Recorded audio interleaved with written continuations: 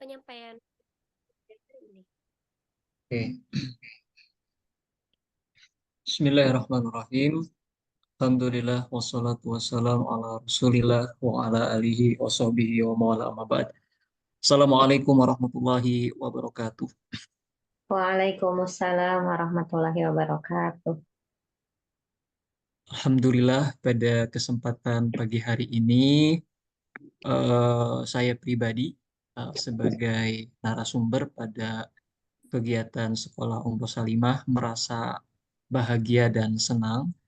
Tentunya karena sampai saat ini Allah Subhanahu wa Ta'ala masih memperkenankan kita semua untuk sama-sama hadir di ruang Zoom ini dalam rangka thalabul ilmi. Dan tentunya kita mengharapkan keberkahan dari Allah Subhanahu wa Ta'ala. Dan seperti apa yang sudah disampaikan Teh Yunika selaku moderator, bahwa pada pagi hari ini adalah pertemuan yang ketiga Someah gitu ya. Eh, Insya Allah jika kita niatkan bahwa mengikuti Someah ini thalabul ilmi, Allah akan turunkan keberkahan dan juga memberkahi umur kita gitu. Dan tentu tidak salah juga ketika salah satu door prize gitu ya yang sering dan rajin mengikuti Somea, kemudian nanti diundi dan ada rezekinya dari Allah Subhanahu wa taala bisa berangkat umrah bersama Salimah dan kebaikan tur, dan tentu itu merupakan satu nikmat yang besar. Oleh karenanya, salah satu ikhtiar supaya kita bisa ke Baitullah, ya salah satunya selalu ikut Someah ini. Dan jangan lupa Bapak Ibu juga silakan ajak saudaranya, keluarganya untuk sama-sama mengikuti kegiatan Someah ini. Baik, Bapak Ibu, para hadirin rahimakumullah, pada kesempatan hari ini, insya Allah kita akan membahas terkait tata cara sholat dalam safar, gitu ya. Kalaulah kan kemarin kita membahas terkait fikih safar secara umum, maka kita akan mulai semakin menjurus. Salah satunya adalah bagaimana kita melaksanakan sholat dalam keadaan safar atau di tengah-tengah kegiatan safar, insya Allah. Dan untuk mempermudah alur penyampaian, izinkan saya berbagi layar dan izinkan saya juga menampilkan rangka pertanyaan gitu ya. Eh, Sorry, saya absen dulu.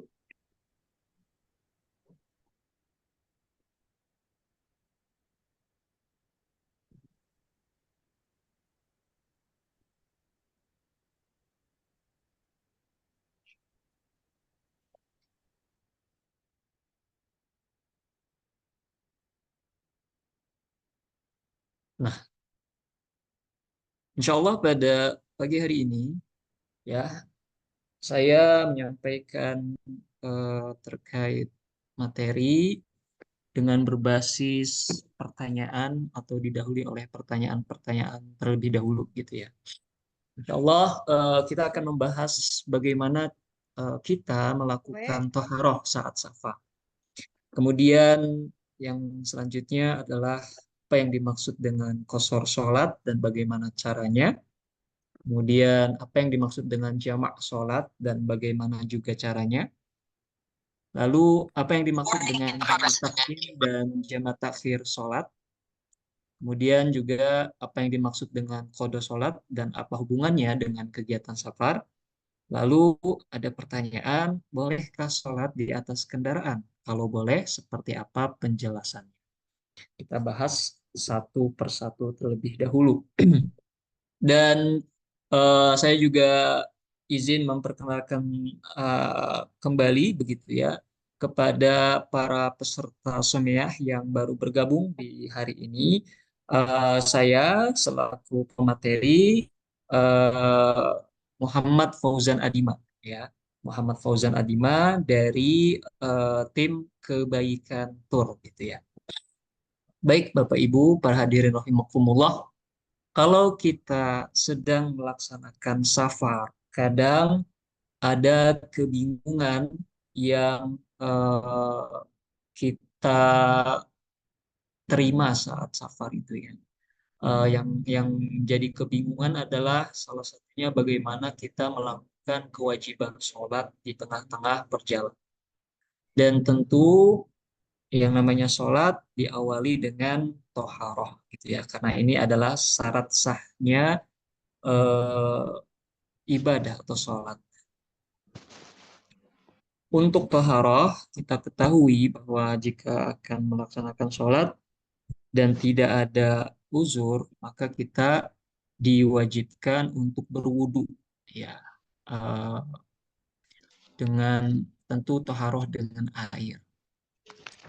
Kalau misalkan ada uzur, maka bolehlah kita itu mengganti toharoh dengan cara wudhu tersebut dengan cara tayamum gitu ya, atau mengganti air, media air dengan debu gitu.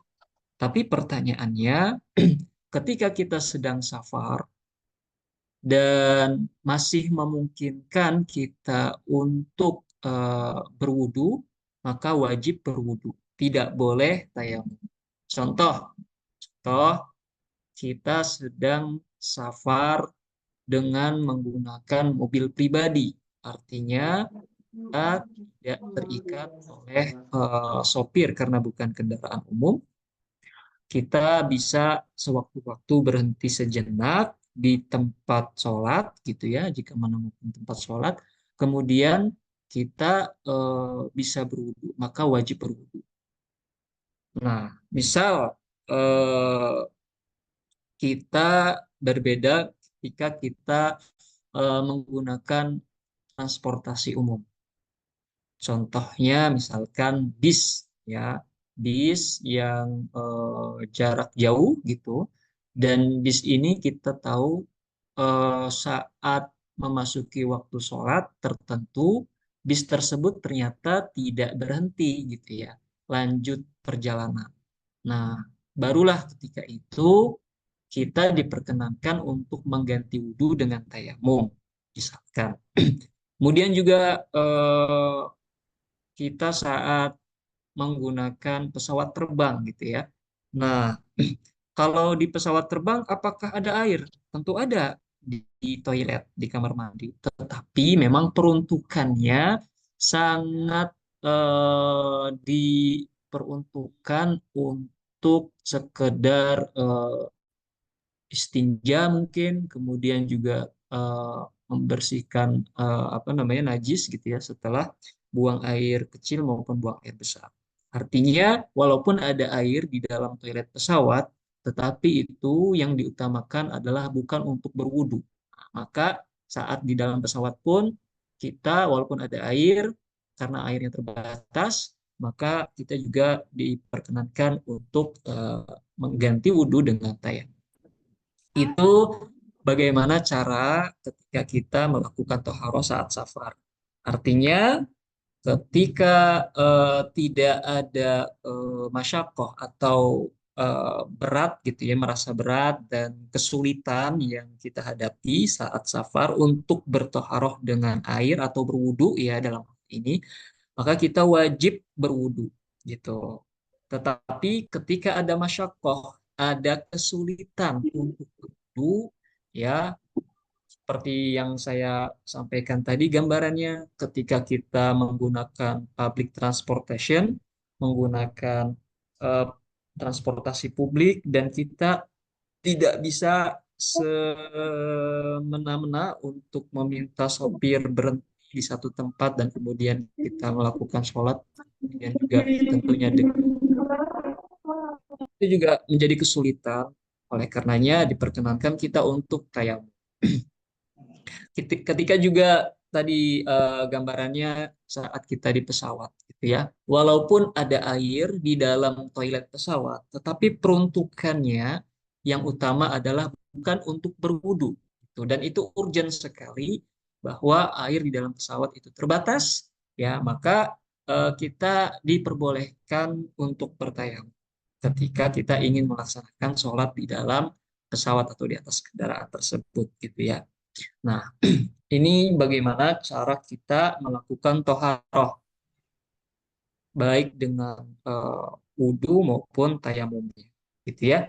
Tetapi saya tekankan di sini, ketika tidak ada kesulitan untuk toharoh dengan cara berwudhu, maka kita masih wajib berwudhu, gitu ya. Contoh, kita safar menggunakan mobil pribadi, menggunakan motor pribadi, sewaktu-waktu kita bisa berhenti, kemudian berhenti di tempat sholat, di masjid dan sebagainya, kemudian ada air di situ, maka kita wajib berwudu, gitu ya. Nah, kemudian kita bahas terkait qasar sholatnya, gitu ya.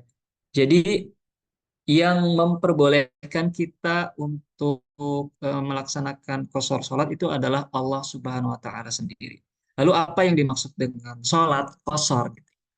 Nah, sholat qasar ini artinya adalah meringkas sholat atau meringkas jumlah rakaat sholat yang berjumlah 4 rakaat menjadi 2 rakaat, gitu ya. Qasar sendiri artinya adalah meringkas, ya. Qasar itu adalah artinya meringkas. Artinya dalam hal ini kita meringkas jumlah rakaat sholat yang berjumlah 4 rakaat, ya, yang sholatnya itu punya jumlah 4 rakaat, kita ringkas menjadi 2 rakaat, gitu ya. Sebagaimana Allah Subhanahu Wa Taala berfirman di dalam surah An-Nisa ayat 101.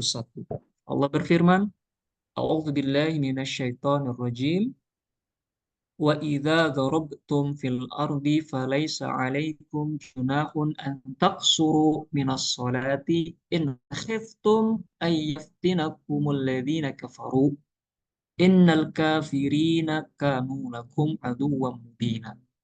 Artinya, dan apabila kamu bepergian di muka bumi, maka tidaklah mengapa kamu mengqasar salatmu jika kamu takut diserang orang-orang kafir. Sesungguhnya orang-orang kafir itu musuh yang nyata bagimu. Nah, ini sebelum saya menyampaikan lebih detail, lebih lanjut bagaimana tata cara melaksanakan sholat qasar dan kemudian kapan kita boleh mulai melakukan qasar dan sebagainya, izinkan saya juga menyampaikan gambaran ketika ayat ini turun, gitu ya. Jadi ayat ini eh, ketika ayat ini turun itu Umar bin Khattab merasa kebingungan, gitu ya. Merasa kebingungannya kenapa? Karena di dalam ayat ini disebutkan ada kalimat atau redaksi dari Allah Subhanahu Wa Taala, gitu ya, firman-Nya, jika kamu takut diserang orang-orang kafir. Ketika itu Umar bingung, kenapa ayat ini turun untuk menyarankan dan memberikan keringanan bagi kaum muslimin saat safar, gitu ya, maupun saat merasa takut diserang atau ada ketakutan ataupun was-was begitu ya, untuk mengkosor sholatnya atau meringkas sholat. Ketika itu Umar bingung, oke lah kalau misalkan safar itu karena keringanan dari Allah Subhanahu Wa Taala buat orang musafir, dia boleh untuk meringkas sholatnya. Tetapi ketika ayat ini turun, gitu ya, kata Umar, ini kan sekarang keadaan kaum muslimin itu sudah aman karena sudah melakukan penaklukan kota Makkah, ya, Fathu Makkah, gitu ya. Sudah ada penaklukan kota Makkah, kemudian juga tidak ada gangguan lagi dari orang-orang kafir terhadap kaum muslimin. Ketika itu Umar bingung, ya, kenapa ayat ini turun dan disertakan di dalam firman Allah itu ada kalimat, jika kamu takut diserang orang-orang kafir. Kenapa sampai dimasukkan kalimat tersebut atau redaksi tersebut dalam firman Allah? Nah, karena memang ini juga akan menjadi keringanan bagi kaum muslimin bukan hanya saja ketika safar itu diperbolehkan untuk qasar sholat, tapi juga dalam keadaan takut ataupun mendapati kesulitan, maka orang tersebut juga boleh mengqasar sholat. Dari ayat ini kita runtut gitu ya, ternyata ada dua sebab di mana Allah memperbolehkan kita atau syariat Islam itu memperbolehkan kita untuk mengqasar sholat. Alasan yang pertama adalah ketika kita sedang melakukan safar. Artinya posisi kita, status kita adalah sebagai seorang musafir dan tentunya seperti pembahasan di pekan kemarin gitu ya, untuk jumhur ulama berpendapat ada batasan jarak ketika orang tersebut bisa dikatakan sebagai seorang musafir, yaitu dia sedang menempuh jarak yang kurang lebih jaraknya itu minimal sekitar 80 kiloan. Ya, ada yang mengatakan 83 kilo, 84 kilo, ada yang juga 86 kilo. Artinya kurang lebih sekitar 16 sah. Nah, kemudian yang kedua, di sini juga dari ayat ini kita mendapatkan apa namanya itu penjelasan dari para ulama bahwa eh, kita boleh mengqasar sholat walaupun tidak dalam keadaan safar. Tapi apa syaratnya? Syaratnya ketika kita memiliki kesulitan atau masyakoh. Salah satu di antaranya adalah eh, ketika kita mungkin merasa takut. Kalau dulu kan seorang musafir ataupun apapun itu ya banyak dirundung ketakutan dari orang-orang kafir, dari apa namanya, dari gangguan-gangguan orang-orang kafir begitu ya.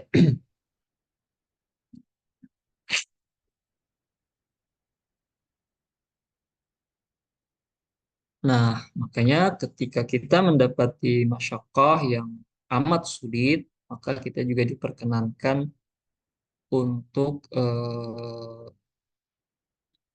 melakukan qasar sholat tersebut. Tetapi memang qasar sholat ini lebih kepada sebetulnya keringanan untuk orang-orang yang sedang melakukan safar atau musafir. Kita kembali. Lalu bagaimana cara melakukan qasar sholat?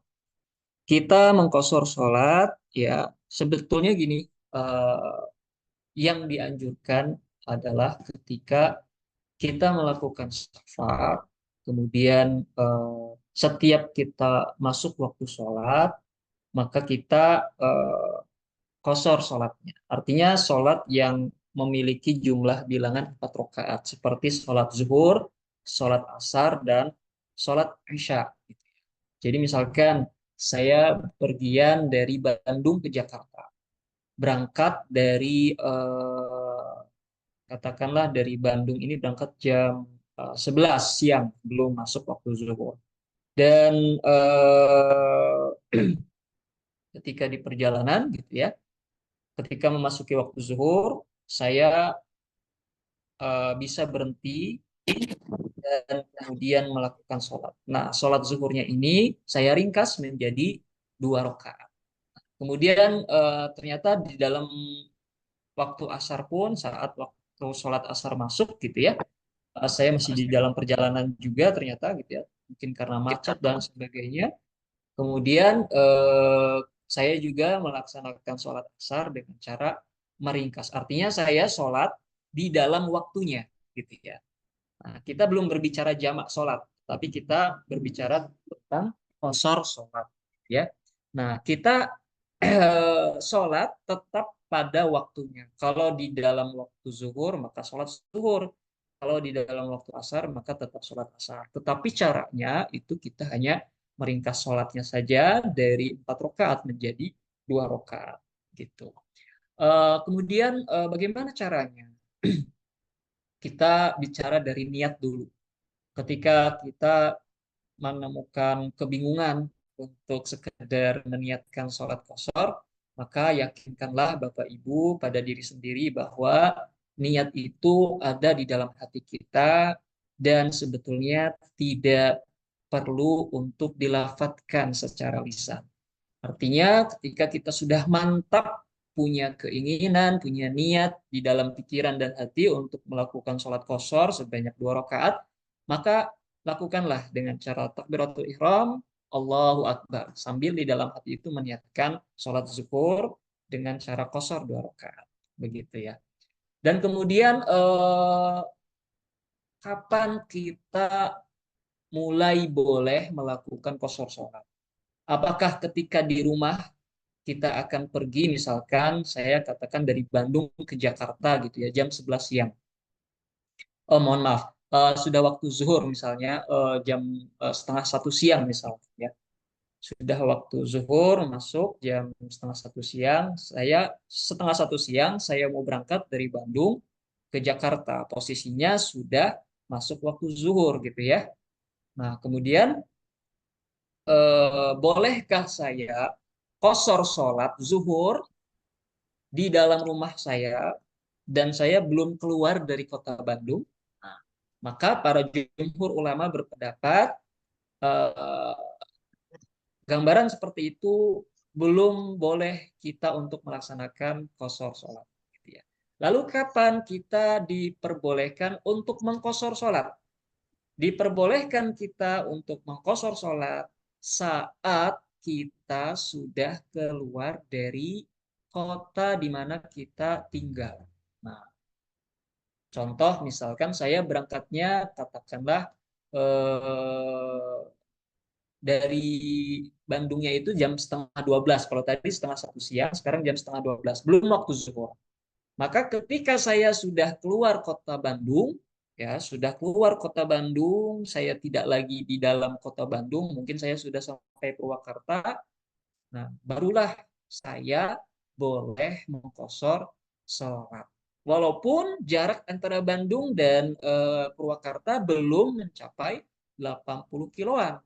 Karena hitungan jarak itu adalah bukan berarti kita harus sampai dulu di jarak minimal tersebut untuk bisa mengqashar sholat. Artinya kita harus sampai dulu pada jarak 80 kiloan gitu ya, supaya bisa mengqashar sholat. Tidak. Kita ketika punya tujuan dan tujuannya itu kurang lebih di atas 80 kiloan gitu ya, di atas katakanlah di atas 84 sampai 86 kilo gitu ya tujuan kita itu. Maka walaupun kita belum sampai kepada jarak minimal tersebut, artinya mungkin masih 50 kilometer gitu ya dari rumah, tetapi kita itu posisinya sudah keluar dari kota di mana kita tinggal, maka disitulah kita sudah diperbolehkan untuk mengqashar sholat gitu ya. Nah, kemudian caranya juga ya tentu ketika kita mengqashar sholat, maka nanti Bapak Ibu ya kita lakukan sendiri gitu ya, tidak misalkan tidak berjamaah dengan mukim. Tapi kalau misalkan berjamaah dengan mukim juga boleh, tetapi nanti bilangan sholatnya tidak bisa jadi 2 rakaat, harus mengikuti apa? Harus mengikuti jumlah rakaat si mukim tersebut, orang yang mukim tersebut dalam sholatnya, gitu ya. Artinya gini, kalau misalkan kita ingin tetap melaksanakan sholat dengan cara 2 rakaat tersebut, tentu kita belum bisa untuk berjamaah dengan seorang mukimin atau orang yang mukim dan dia melakukan sholatnya secara itmam atau lengkap 4 rakaat. Itu belum boleh. Walaupun Ayah jadi di kamar iya Bu, ayah kapan kami hukumnya tetap ketika kita punya niat misalkan mau sholat qashar gitu ya, ringkas 2 rakaat, itu ketika mau bermakmum dengan seorang imam yang dia itu mukim dan sholatnya 4 rakaat, boleh saja, hukumnya sah, tidak masalah. Tapi nanti jumlah bilangan sholatnya mengikuti si imam, gitu ya, tidak lagi 2 rakaat. Jadi jangan sampai gini Ibu, misalkan kita sedang di rest area, gitu. Terus kemudian di rest area ini atau di masjid ini gitu ya, kita akan melakukan sholat qashar ya. Lalu kita mendapati ada seorang imam mukim, dia sholatnya itmam, sholatnya itu lengkap 4 rakaat. Kemudian kita makmum ke mereka gitu ya, ke beliau, ke imam tersebut. Si imam sholat 4 rakaat.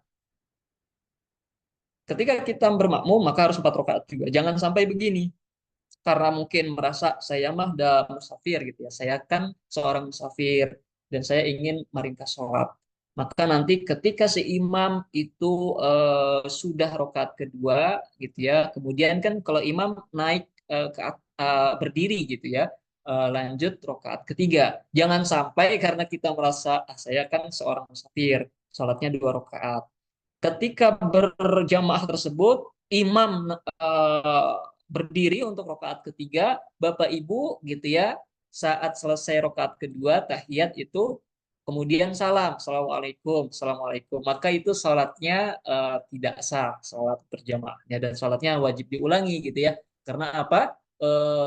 Tidak mengikuti gerakan imam gitu ya, maka seperti itu juga tidak diperbolehkan gambarannya. Karena ada sebagian orang gitu ya yang merasa dia itu seorang musafir. Ketika dia bermakmum kepada seorang imam yang posisinya adalah mukim dan dia sholatnya itu 4 rakaat, ketika dia merasa ketika imam akan naik apa namanya akan berdiri untuk melanjutkan rakaat ketiga, dia sah-sah aja buat salam gitu ya, menunaikan salam gitu ya. Maka itu juga tidak boleh, tidak sah salatnya gitu ya. Nah, itu gambarannya tidak boleh seperti itu. Lalu kemudian apa yang dimaksud dengan jamak sholat dan bagaimana cara? Nah, kalaulah tadi kita berbicara terkait qasrus sholat, meringkas sholat dari yang jumlah bilangan rakaatnya itu 4 rakaat menjadi 2 rakaat, maka kalau jamak ini artinya adalah menggabung antara 2 sholat. Menggabung antara 2 sholat. Nah, tentu ini ada ketentuannya. Yang boleh dijamak itu adalah zuhur dan asar, kemudian maghrib dan isya. Nah, kalau kita berbicara jamak saja, maka kita melakukan sholatnya itu dengan cara menggenapkan atau melengkapi jumlah rakaat yang semestinya. Misalkan saya sholat zuhur dan asar. Kita tahu bahwa zuhur 4 rakaat, asar 4 rakaat. Maka ketika saya ingin menjamak sholat gitu ya, eh, maka tetap saya melakukannya sebanyak 4 rakaat untuk zuhur dan 4 rakaat untuk asar gitu. Dan bagaimana atau kapan kita boleh menjamak sholat gitu ya? Seperti yang tadi sudah saya sampaikan juga di awal bahwa ya ketika kita mendapati rukhsah ini atau keringanan ini itu ada beberapa hal. Yang pertama karena kita safar, yang kedua karena kita mendapati kesulitan atau masyaqqah.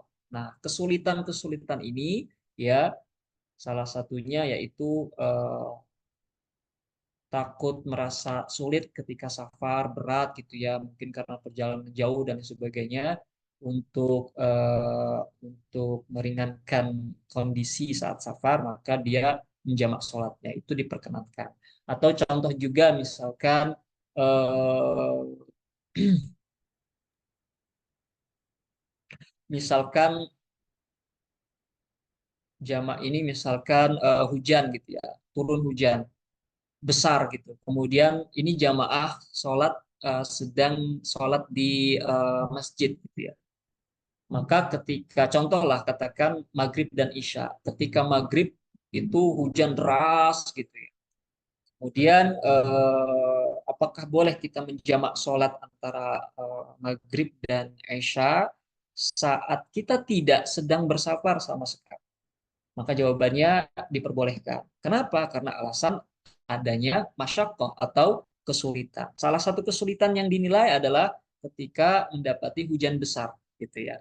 Ketika kita sedang berjamaah sholat di masjid dan turun hujan besar, maka kita boleh menjamak antara sholat maghrib dan isya. Maka nanti sholat isyanya itu ditarik ke sholat maghrib. Nanti tidak perlu lagi kita sholat isya di rumah, gitu ya. Dan ini pernah dilakukan oleh Rasulullah Shallallahu Alaihi Wasallam beserta para sahabat. Suatu ketika eh, Rasulullah dan para sahabat sholat di masjid, ya di Masjid Nabawi. Kemudian turun hujan. Ini waktunya maghrib. Lalu Rasulullah SAW menyuruh para sahabat untuk qomat kembali, iqamah sholat gitu ya, dan kemudian menunaikan sholat isya 4 rakaat.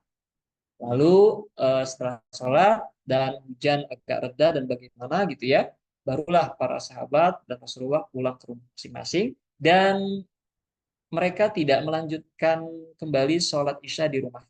Ya cukup. Ya cukup.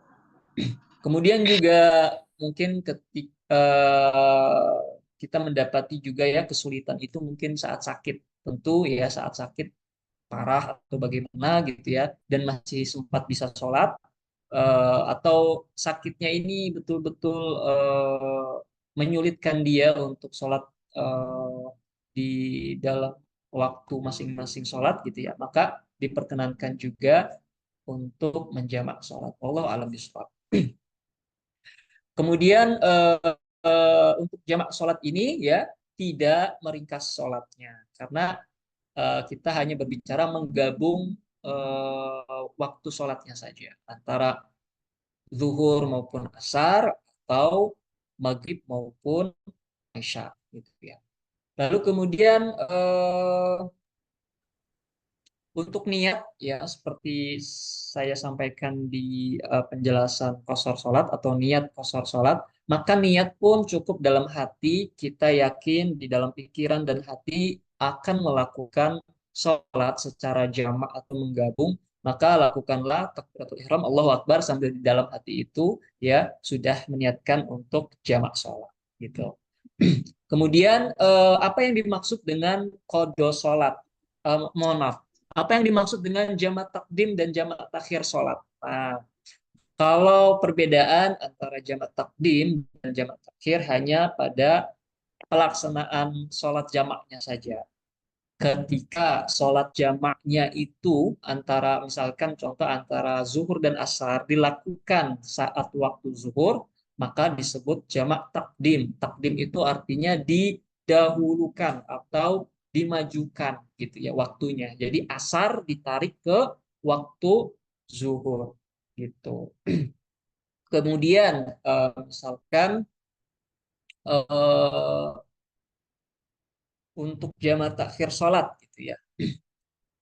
Yang dimaksud jamak takhir, kalaulah tadi takdim itu ditarik ke awal, maka takhir itu ditarik ke akhir. Misalkan antara sholat maghrib dan isya. Pelaksanaan sholat maghribnya itu dilakukan saat waktu isya atau ditarik ke waktu isya. Itu antara perbedaan jamak takdim dan jamak takhir gitu ya. Kemudian begini, ini menarik juga. Misalkan kita tidak sedang dalam safar yang dalam artian jaraknya itu ya seperti apa yang disepakati oleh jumhur ulama. Misalkan kita sedang bepergian, jaraknya itu di bawah batasan jarak safar yang disepakati oleh jumhur ulama. Katakanlah sekitar 40 kilo, 50 kilo gitu ya. Tetapi dalam perjalanan tersebut menemukan berbagai macam kesulitan. Salah satu contohnya macet gitu ya di dalam tol. Sudah di dalam tol, kemudian macet, kemudian hujan gitu ya. Apakah kita juga boleh menjamak sholat? Maka para ulama berpendapat, ada yang berpendapat, dan ini kebanyakan ulama berpendapat, dan ini juga disampaikan, dikemukakan oleh para ulama kontemporer ya, fikih kontemporer yang mengetahui ahwal pada hari ini gitu ya. Maka itu diperkenankan juga untuk menjamak sholatnya gitu ya. Walaupun belum sampai ataupun tidak ada niatan untuk melakukan safar.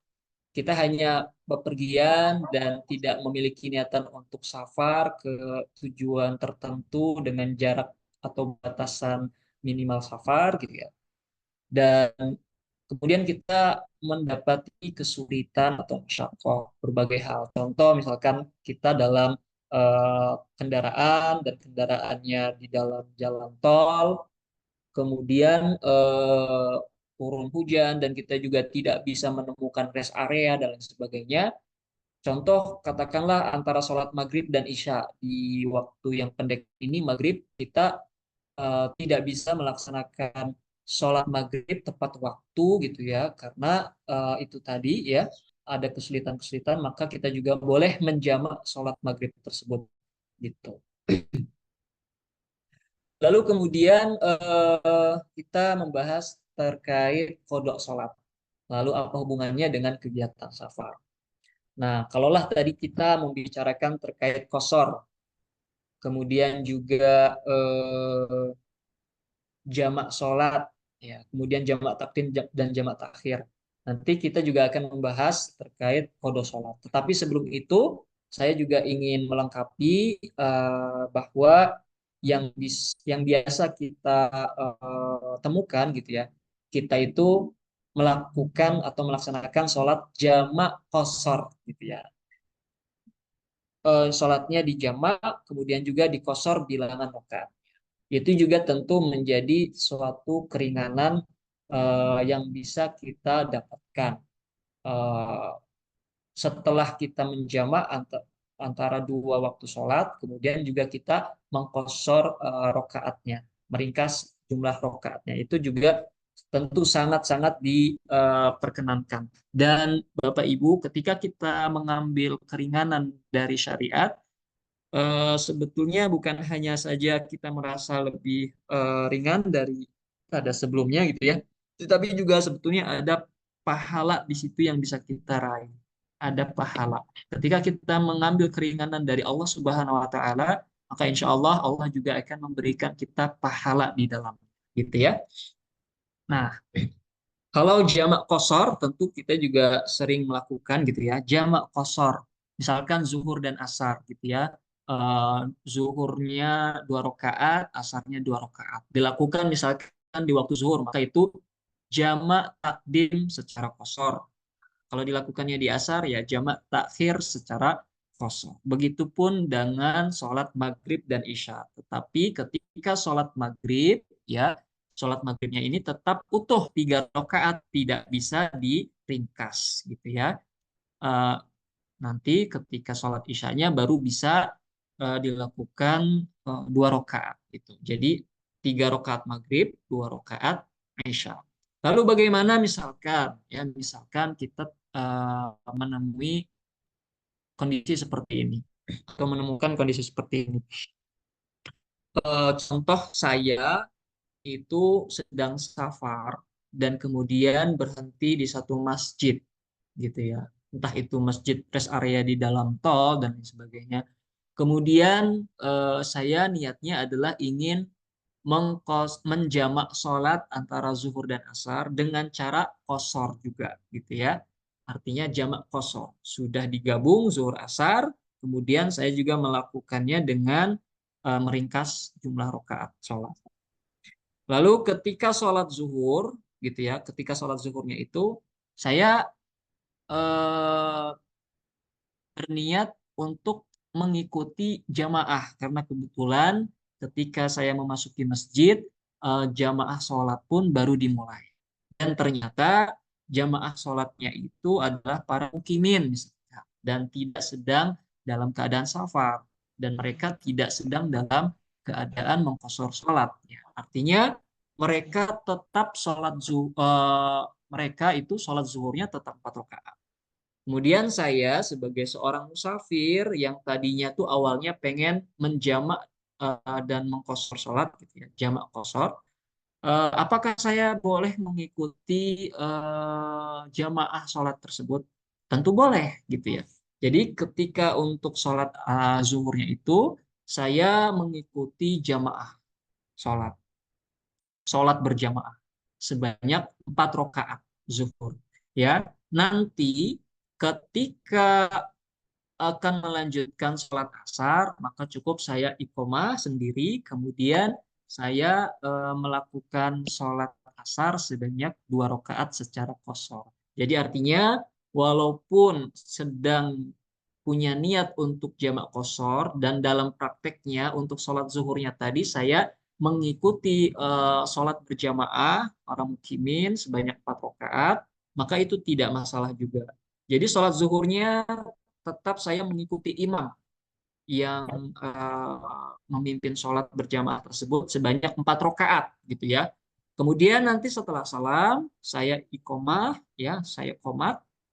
Kemudian saya tunaikan sholat asar secara qashar 2 rakaat. Itu gambaran.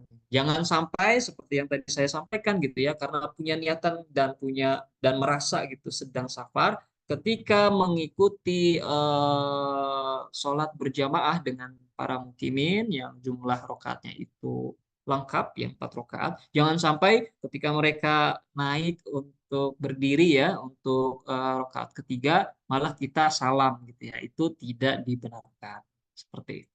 Kita tetap harus mengikuti jamaah tersebut ya secara berjamaah dengan baik, dengan tuntas, kemudian baru kita melaksanakan sholat qasharnya. Lalu kemudian untuk qada sholat ya, dan apa hubungannya dengan kegiatan safar? Bapak Ibu, sebetulnya dalam safar ya yang yang yang biasa kita temukan itu adalah memang diperuntukkan untuk qashar sholat dan jamak sholat maupun jamak qashar sholat gitu ya. Tetapi ada beberapa kondisi di mana kita juga mungkin tidak memungkinkan untuk mengqadha sholat, melakukan qashar maupun jamak sholat. Maka itu jatuhnya qadha. Contohnya saya misalkan sedang bepergian gitu ya dari katakanlah dari Jeddah ke Jakarta gitu ya, dari Jeddah ke Jakarta. Kemudian di dalam perjalanan tersebut saya mendapati waktu subuh di atas pesawat. Nah, waktu subuhnya di atas pesawat. Nah, sebagian ulama dan bahkan ini di dalam mazhab Syafi'iyah ya, di dalam mazhab Syafi'iyah itu kita harus melakukan sholat di atas pesawat dan saat waktu sholat tersebut berlangsung ya, tetapi dengan cara-cara yang bisa kita naikkan gitu ya. Artinya walaupun ada beberapa syarat dan rukun yang tidak bisa dikerjakan di atas kendaraan untuk sholat, menurut mazhab Imam Syafi'iyah gitu ya, atau Syafi'iyah, mazhab Syafi'iyah, maka kita tetap diwajibkan untuk melakukan sholat sebagai penghormatan atas waktu sholat, lihurmatil wakti gitu ya, untuk menghormati waktu sholatnya saja. Nanti ketika kita tiba di rumah sampai di tujuan, maka kita wajib mengulang atau mengqadha sholat yang tadi kita lakukan di atas pesawat. Nah, ini menurut mazhab Syafi'iyah. Saya ulangi lagi, misalkan saya sedang bepergian dengan pesawat terbang, contohnya dari Jeddah ke Jakarta. Saya mendapati waktu sholat subuh itu ya di atas pesawat. Ketika saya bangun dan saya tidak tertidur gitu ya, dan saya tahu waktu sholat subuhnya sudah masuk, maka menurut mazhab Syafi'iyah saya wajib untuk ataupun diharuskan gitu ya untuk melakukan sholat terlebih dahulu di atas pesawat tersebut dengan hal-hal yang bisa kita lakukan, walaupun tidak semua syarat dan rukun bisa kita tunaikan, karena dalam sholat ya, dan ini menurut pandangan mazhab Syafi'iyah, bahwa berdiri saat memulai sholat itu ya, memulai sholat dengan posisi berdiri itu adalah salah satu rukun gitu, qiyam Nah, qiyam ini salah satu rukun dalam sholat. Dan di pesawat kan kadang kita bisanya cuma duduk gitu ya. Nah, maka sholat di atas pesawat tersebut hanya untuk menghormati waktu sholatnya saja. Nanti ketika sudah tiba di tujuan, maka saya mengulang kembali sholatnya atau mengkodok kembali sholatnya. Begitu ya. Nah, lalu kemudian misalkan saya posisinya ini gambaran lagi. Misalkan posisinya saya eh, orang Jakarta gitu ya, dan saya menetap di Jakarta. Kemudian saya temukan diri saya ini sedang di dalam eh, bis umum gitu ya, katakanlah Transjakarta. Dan ketika itu waktunya adalah menjelang maghrib sampai isya. Saya posisi waktu maghrib itu ada di dalam bis Transjakarta, ya. Nah, di dalam bis Transjakarta kan pertama kita tidak bisa berhenti sesuka hati karena memang transportasi umum. Kedua, belum tentu semua halte bisnya itu punya musola. Belum tentu semua haltenya punya musola atau ada fasilitas musolanya. Yang ketiga, itu kan berdesakan, kadang berdiri dan lain sebagainya begitu ya. Dan yang keempat, saya menghabiskan waktu maghrib di dalam bis Transjakarta tersebut. Lalu bagaimana dengan kewajiban saya menunaikan sholat maghrib? Di dalam keadaan tersebut ya, dan kita betul-betul sangat sulit untuk melakukan sholat maghrib di dalam Transjakarta tersebut, di dalam bis tersebut, walau hanya sekedar untuk menghormati waktu. Kalaulah tadi di pesawat saya masih bisa menghormati waktu ya, dihormati waktu. Tetapi di dalam kondisi tersebut ya, dengan keadaan yang berdesak-desakan dan sebagainya, tidak memungkinkan saya buat hanya sekedar sholat menghormati waktu saja gitu ya. Maka nanti sholatnya bagaimana? Apakah saya menjamak sholatnya ketika saya sudah sampai rumah?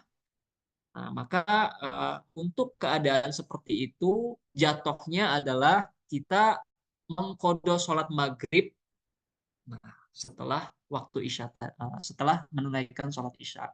Artinya bukan menjamak sholat, gitu ya, bukan menjamak sholat, tapi niatnya untuk mengkodok sholat, gitu, mengkodok sholat maghrib yang terlewat tadi, karena ada berbagai macam kesulitan, gitu ya. Nah, ini salah satu gambaran mengkodok sholat.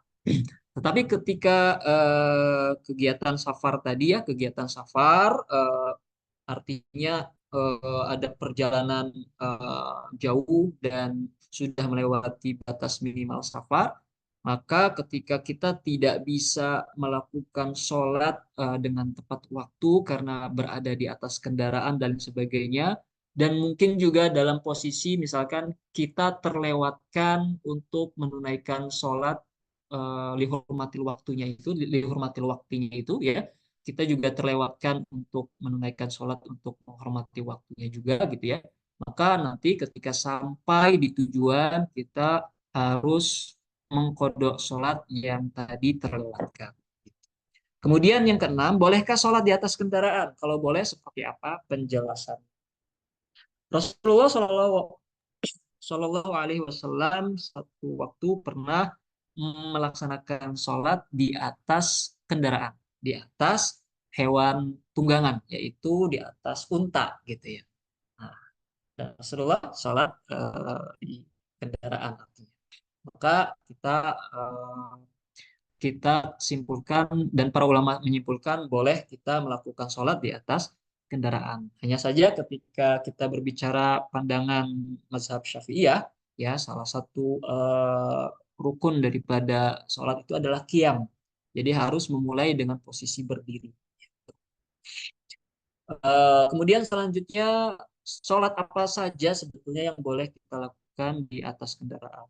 Sebetulnya ya baik wajib maupun sunnah. Tetapi ketika sunnah, gitu ya, sholat sunnah di atas kendaraan dan kita juga sedang dalam safar, pertama saya sampaikan bahwa apakah boleh kita menunaikan sholat sunnah saat kita melakukan safar?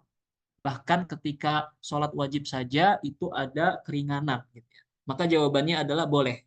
Kita boleh tetap melaksanakan sholat duha, sholat tahajud saat safar itu masih boleh. Diperbolehkan gitu. Walaupun sholat wajibnya saja mendapati apa atau mendapatkan keringanan untuk melakukannya. Kemudian yang kedua gitu ya, kalau untuk sholat sunnah dan dilakukan di atas kendaraan gitu ya, maka nanti tidak wajib untuk mengkodok kembali sholat sunnah. Beda seperti yang tadi saya sampaikan terkait sholat kodo bagi orang yang menunaikan sholat wajib gitu ya. Maka di atas kendaraannya itu hanya sekedar menghormati waktu, kemudian ketika sampai di tempat tujuan dia mengkodo sholatnya gitu ya. Salah satu kasusnya adalah waktu subuh gitu salah satunya. Sekian Bapak Ibu para hadirin rahimakumullah. Barangkali nanti ketika ada yang ingin ditanyakan bisa disampaikan saat sesi pertanyaan. Saya cukupkan materi pada kesempatan pagi hari ini. Terima kasih atas perhatiannya. Jazakumullah khair. Syukran. Assalamualaikum warahmatullahi wabarakatuh. Saya kembalikan ke moderator Teh Yunika. Silahkan Teh Yunika. Waalaikumsalam warahmatullahi wabarakatuh. Terima kasih Ustadz Fauzan untuk pemaparan materi mengenai tata cara sholat dalam safar. Untuk selanjutnya sesi tanya jawab, mangga dipersilahkan untuk Bapak Ibu yang ingin bertanya, boleh open mic ataupun di kolom chat. Nah, ini sudah ada yang masuk untuk yang bertanya di kolom chat. Saya bacakan ya Ustadz. Boleh tanya? Oh iya, boleh. Mau langsung open mic.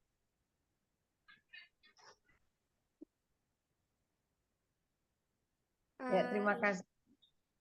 Mangga Boleh Ibu. langsung? Boleh, Ya, boleh. terima kasih. Ya. Assalamualaikum warahmatullahi wabarakatuh. Waalaikumsalam warahmatullahi wabarakatuh. Ya, terima kasih Ustadz atas pemaparannya. Sebenarnya pertanyaannya udah tanya dari pekan kemarin ya, tapi belum kejawab. Cuma tadi sambil nambah lagi pemahaman dari penjelasan Ustadz. Jadi intinya kalau jamak atau jamak qashar gitu ya, itu ada persyaratannya ya. Tadi kalau dalam safarnya itu untuk jaraknya di atas 86 ya, 86 kilometer. Kalau yang kemarin saya tanyakan itu kalau kondisinya sama tadi ada penjelasan ada kesulitan ya untuk sholat jamaah itu tadi ada prinsip ininya ada kesulitan gitu kayak tadi sakit gitu ya, atau tadi hujan deras gitu ya. Nah, kalau dari pertanyaan saya yang kemarin itu misalnya kan jaraknya tidak termasuk safar ya, karena cuma misalnya kerja di Jakarta pulang ke Bekasi gitu ya. Karena kondisi-kondisi tertentu misalnya macet gitu ya. Misalnya pulang asar belum maghrib pulangnya, tapi perjalanannya akhirnya sampai rumah Isya. Berarti dia itu mengkodo atau menjamak Ustadz ininya, niatnya gitu ya. Menjamak dengan Isya, jamak takhir atau mengkodo sholat maghribnya yang terlewat tadi. Gitu Ustadz. Tapi kalau setiap hari kan gimana tuh Ustadz? Misalnya yang pulang kerja ya, misalnya waktu Senin sampai Jumat misalnya, itu kan misalnya kondisinya setiap hari gitu atau lebih banyak sering macetnya. Itu kondisinya jadi gimana saat qadha atau jamak? Itu aja Ustaz. Terima kasih. Baik, terima kasih Ibu Siti Imah ya. Izin menjawab.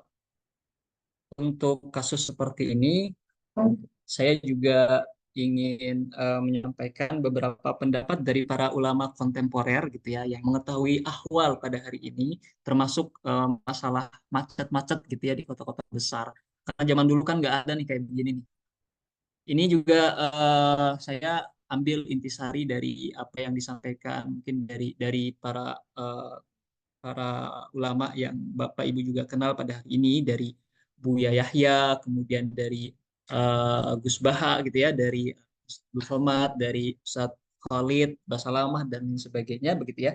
Eh, Beliau-beliau berpendapat bahwa memang untuk keringanan yang diambil tersebut jangan sampai menjadi kebiasaan atau rutinitas. Artinya tidak boleh juga setiap hari itu kita akhirnya menjadikan misalkan sholat maghrib dan sholat isya itu menjadi satu paket dilaksanakan sholat di waktu sholat isya. Jangan sampai terus-terusan begitu sampai kita itu meyakini bahwa karena dalam keadaan seperti itu, kalau untuk saya sendiri misalkan itu tidak mengapa misalkan untuk sholat maghrib di waktu isya karena kesulitan yang saya terima. Nah itu juga tidak dibenarkan. Artinya keringanan-keringanan itu ya bukan bermaksud untuk melanggengkan atau mendawamkan kondisi tersebut, gitu ya. Artinya keringanan tersebut ada jika kita memang merasa sulit untuk melaksanakan kewajiban-kewajiban yang ditetapkan. Nah, maka ketika kita punya rutinitas karena pekerjaan dan karena jarak rumah gitu ya, maka nanti kita harus berusaha mensiasati pulang dari kantornya itu setelah sholat maghrib gitu ya.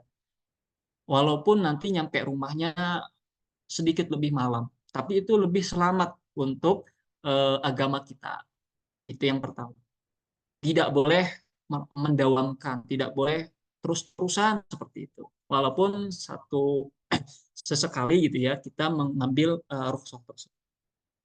Kemudian apakah di jama' atau di kodok? Nah, memang berbagai para ulama juga memiliki berbagai macam pandangan. Ada yang mengatakan oh itu bisa dijamak sholatnya antara maghrib dan isya, walaupun tidak sedang dalam safar karena jaraknya itu kan tidak lebih daripada batasan jarak yang disepakati oleh para jumhur ulama ya sekitar 24 sampai 86 kiloan. Tetapi juga untuk menjamak sholat itu kan selain safar ada apa tadi kesulitan atau masyakoh. Salah satunya yaitu kemacetan dan kita di public transport dan sebagainya. Itu salah satunya. Kemudian ada juga yang mengatakan bahwa dalam kondisi seperti itu waktu untuk menjamaknya pun jadi niatnya itu bukan menjamak sholat, gitu, tapi mengkodok sholat gitu ya, mengkodok sholat niatnya. Nah ada juga pendapat yang seperti itu dari para ulama. Jadi memang saya hanya mengemukakan gitu ya. Ada pendapat yang mengatakan itu niatnya dijamak. Ada juga yang mengatakan pendapatnya itu ya cukup mengkodok sholatnya saja gitu ya. Jadi itu mangga kepada ibu gitu ya. Kira-kira mau lebih mengambil pandangan yang seperti apa yang dikemukakan oleh para ulama fikih tersebut gitu ya. Kemudian apalagi Kalau tadi sholat pertanyaannya di atas kendaraan, di maksudnya atas kendaraan. sholatnya di atas kendaraan, misalnya ini kan dalam misalnya bis gitu ya, di bis. Jadi dia tetap pulang lebih awal, tapi juga tidak tertinggal sholat maghribnya. Jadi mungkin pas maghrib di jalan, jadi disolat di atas kendaraan itu Ya. apakah istilahnya tidak dengan dijamak gitu ya, maksudnya tetap sholat Ya. kalau maghrib kan tetap 2 rakaat ya. Jatuhnya yang sholat di atas kendaraan itu adalah untuk menghormati waktu, dihormati waktu. Nanti ketika ibu sudah sampai rumah, itu wajib mengkodok sholatnya. Gitu. Karena kan di atas kendaraan, misalkan apalagi di transportasi umum ya, sulit untuk wudhu. Kan tayamum, oke lah tayamum. Makanya udah wudhu nih, pas naik bis udah wudhu tuh, kan udah punya wudhu. Jadi pas Katakanlah udah punya wudhu gitu ya. Katakanlah udah punya wudhu. Tapi tetap kalau pandangan mazhab Syafi'iyah gitu ya, salah satu rukun sholat itu kan qiyam, posisi berdiri gitu, untuk memulai takbiratul ihramnya. Gitu ya. Nah, jadi tidak sempurna sholatnya, perlu dilengkapi lagi dengan cara apa? Mengkode sholatnya lagi gitu, ketika sampai rumah. Tapi berarti kalau misalkan ibu kalau kalau kondisi misalkan duduknya kalau sakit ya Ustadz, sholat Hmm. kondisi duduk, tapi sebelum duduk dia harus berdiri dulu gitu ya. Berdiri dulu, baru dia duduk. Kalau misalkan dalam kondisi sakit, ya maksudnya sholatnya kan Iya, misalnya duduk, iya, tapi dia harus mendapatkan rukun tadi qiyamnya tadi, berarti dia harus berdiri betul, dulu baru. betul, betul. Dan ini seperti yang kami dapati di masyarakat Timur Tengah juga gitu ya. Ketika walaupun sholatnya itu dia di atas kursi gitu ya, tetapi ketika memulai sholat itu berdiri dulu, Allahu Akbar, baru duduk gitu. Kalau di Indonesia kadang langsung duduk. Coba Bapak Ibu perhatikan ketika umroh gitu ya, misalkan yang bawa kursi sholatnya itu awalnya kalau dia mampu dari awal sudah bisa berdiri gitu ya, dari awal mampu maka dia berdiri. Tapi beda kasus ketika betul-betul sama sekali tidak bisa berdiri walaupun sebentar untuk memulai sholat. Nah itu bisa langsung duduk gitu ya.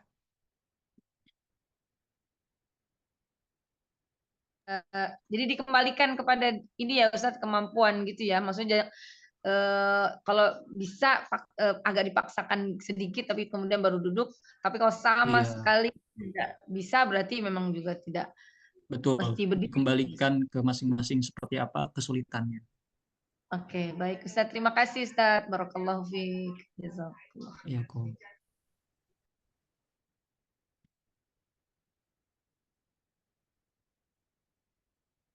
Yunika, mungkin ada lagi pertanyaan yang disampaikan? Iya. Alhamdulillah pertanyaannya banyak ini di kolom chat. Mungkin kita ambil satu pertanyaan lagi ya Ustadz ya. Dan setelah itu Baik, insya Allah kita akan jawab seperti biasa di grup. Mungkin kita pilih pertanyaannya dulu.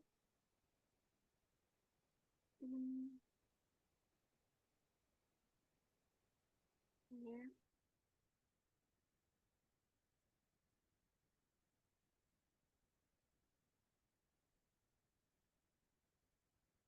Mungkin ini yang dari Mas Irfan.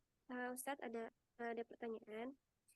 Izin bertanya, jika kita sedang thalabul ilmi di luar negeri dan kita bermukim di sana, apakah boleh sholat di jamak? Contoh kasusnya karena masjid jaraknya jauh. Walaupun saya pernah baca riwayat bahwasanya tidak boleh dijamak setelah bermukim di suatu tempat tersebut lebih dari 3 hari. Hatur nuhun. baik. Eh, Bang Irfan ya. Iya, Baik, untuk kasus seperti ini memang kita, baik sebentar. Untuk orang yang sedang kuliah di luar negeri dan niatnya dari awal adalah untuk mukim di sana, maka sudah tidak diperkenankan lagi buat menjamak sholat gitu. Kalau misalkan memang masjidnya sulit ditemukan di wilayah yang terdekat dari tempat tinggalnya, maka ketika sholat ya baik itu di rumah secara sendiri maupun berjamaah dengan temannya gitu ya, maka tidak boleh lagi menjamak sholat. Gitu. Harus pada waktunya. Jadi tetap ketika kita niatnya adalah untuk mukim di satu tempat, maka keringanan-keringanan saat safar itu sudah tidak berlaku lagi.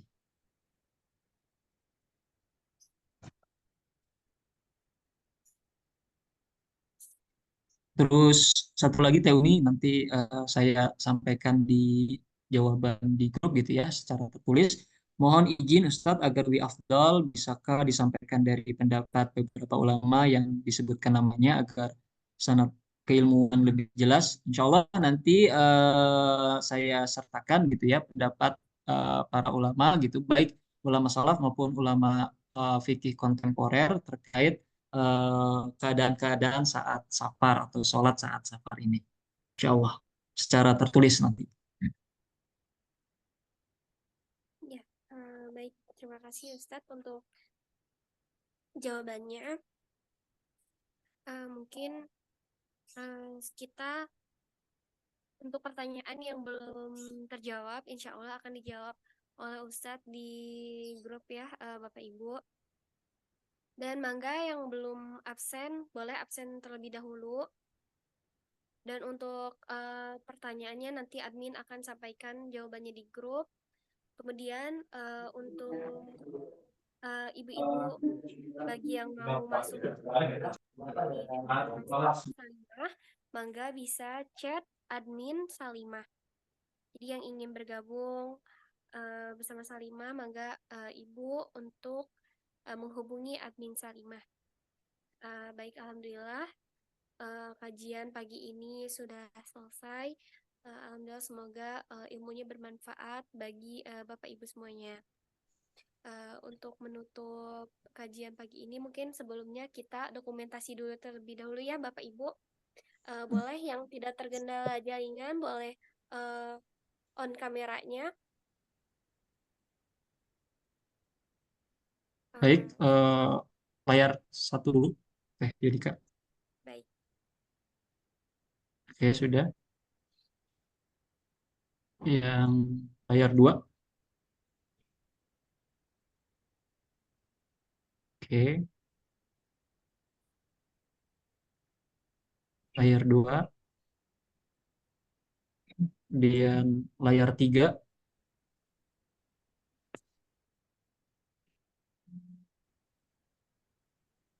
Oke. Layar 4. Layar 5. Layar 6.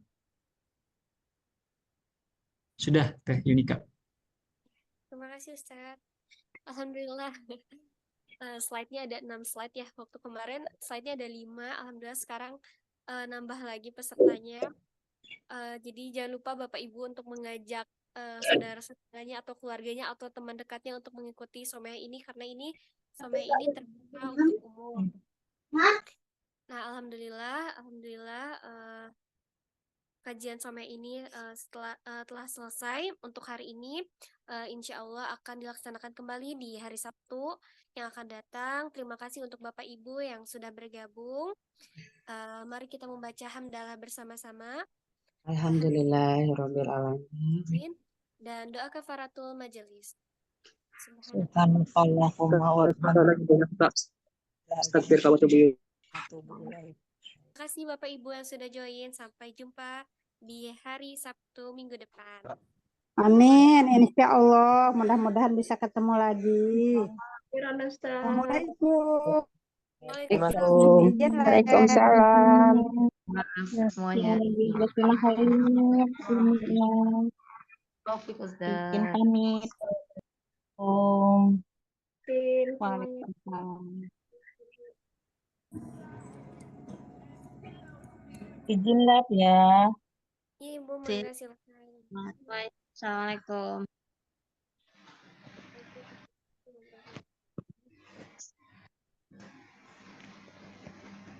Mana? Keluar Jum.